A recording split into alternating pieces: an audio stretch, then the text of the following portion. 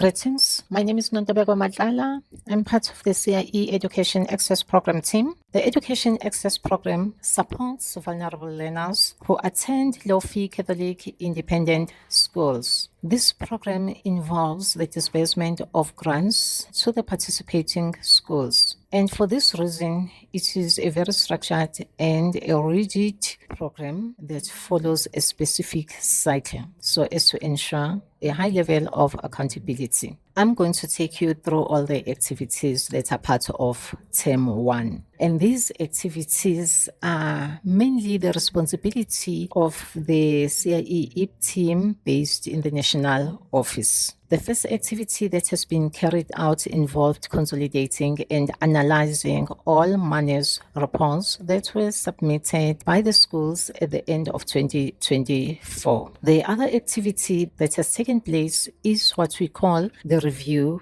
process. Participation in this program is not guaranteed. It is based on how schools perform and adhere to program requirements. The first part of this process is done at school level, whereby IP committees review themselves using the review document that the CIE IP team developed and adapted from the Fully Alive document. The second part involves the CIE IP team categorizing schools into 3 categories: gold, silver, and bronze, based on their participation and on how best they have met program requirements. The month of February can be described as the application month because this is when the CIE IP team sends application documents to all participating schools.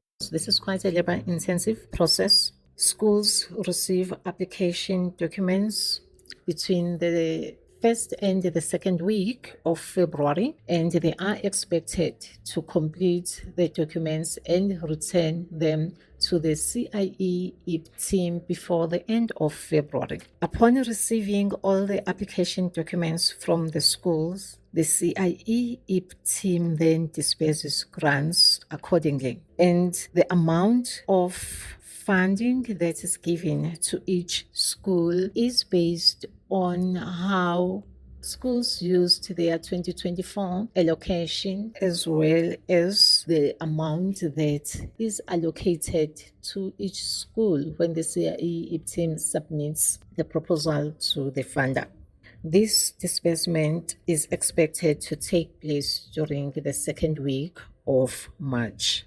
Parallel to this process is another labor-extensive process whereby participating schools are requested to submit their 2024 results reports. These are captured by the CIE IP team administrator, and what follows thereafter is the analysis of these results, and this is done with the support of the CIE monitoring and evaluation team, and it involves almost all members of the CIE IP team. This enables the CIE IP team to write what we call the final or the end of the year IP team reports, which is submitted to the funder, the Solon Foundation, at the end of March. I'm excited to talk about the new component of the program, which was introduced at the end of 2024, and this is the mental health program. Unfortunately, not all IP schools are going to participate in this program. Only 10 primary schools from the Gauteng region have been identified with the assistance of the local Catholic schools office. What has happened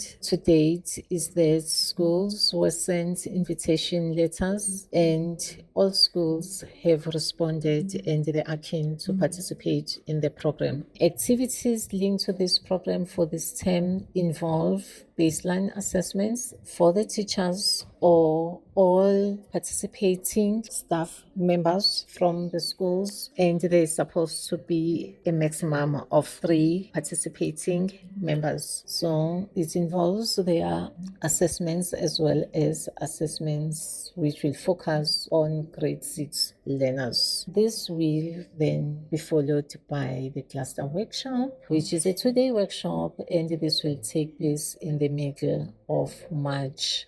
As part of ongoing support and monitoring, our colleagues from the regional offices as well as Catholic schools offices will support and monitor the program when they visit schools. A checklist has been developed, and this checklist assists all field workers who visit schools to be focused and intentional in their monitoring and support process when they visit schools. Thank you.